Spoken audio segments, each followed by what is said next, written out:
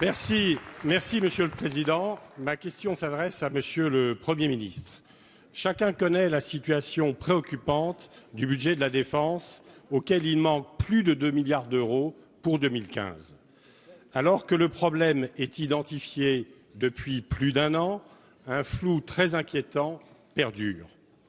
D'un côté, les ministres Macron et Le Drian proposent des sociétés de projet qui sont très loin de faire l'unanimité. D'un autre côté, les ministres Sapin et Eckert s'opposent absolument à cette solution et évoquent un plan B qui reste, à ce jour, à définir.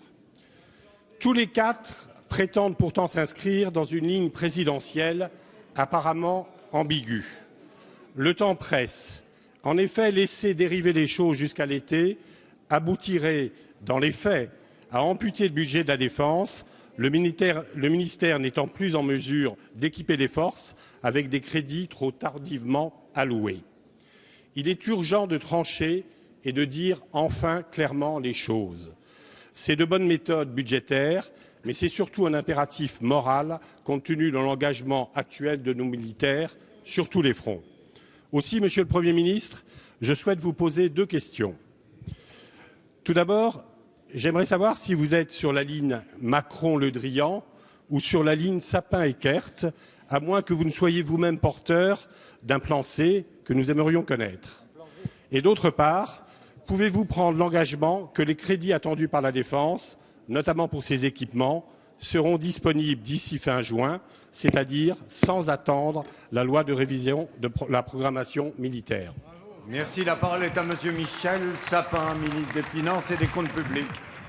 Merci, Monsieur le Président. Mesdames, Messieurs les députés, Monsieur le député, à cette question importante et parfaitement respectable, posée par un député qui connaît bien, ne réagissez pas comme ça lorsqu'on fait un compliment sincère, et par un député qui connaît bien le budget de la Défense et l'enjeu de la Défense, je voudrais répondre aussi avec beaucoup de clarté. La trajectoire de la loi de programmation militaire, elle a été respectée jusqu'à présent et elle le sera. Et vous le savez bien, c'est suffisamment rare dans l'histoire récente de la France pour pouvoir être souligné.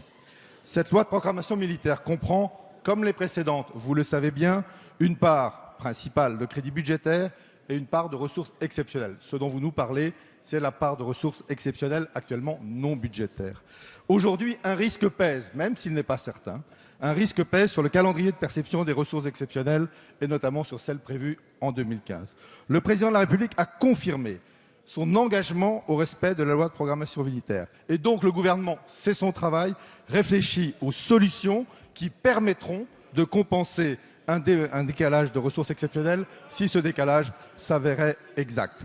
Les sociétés de projet constituent une réponse et conformément aux souhaits, vous le savez bien parce que ça a été débattu dans cet hémicycle, au souhait du président de la République, toutes les dispositions, y compris législatives, via la loi Macron, sont prises pour permettre la mise en œuvre de ce dispositif. Cependant, les sociétés de projet présentent aussi un certain nombre d'inconvénients et il n'est donc pas interdit de s'interroger sur d'autres solutions. Je vais donc résumer clairement la position du gouvernement et de la seule ligne qui existe au gouvernement. 1. Il existe une loi de programmation militaire, elle sera respectée. 2. Il existe un risque, même s'il n'est pas encore avéré, que des ressources exceptionnelles ne soient pas au rendez-vous. 3. Il y a une solution intéressante, les sociétés de projet. 4. Il est quand même de ma responsabilité de regarder s'il n'y a pas d'autres solutions qui permettront de donner à nos armées tous les moyens nécessaires sans avoir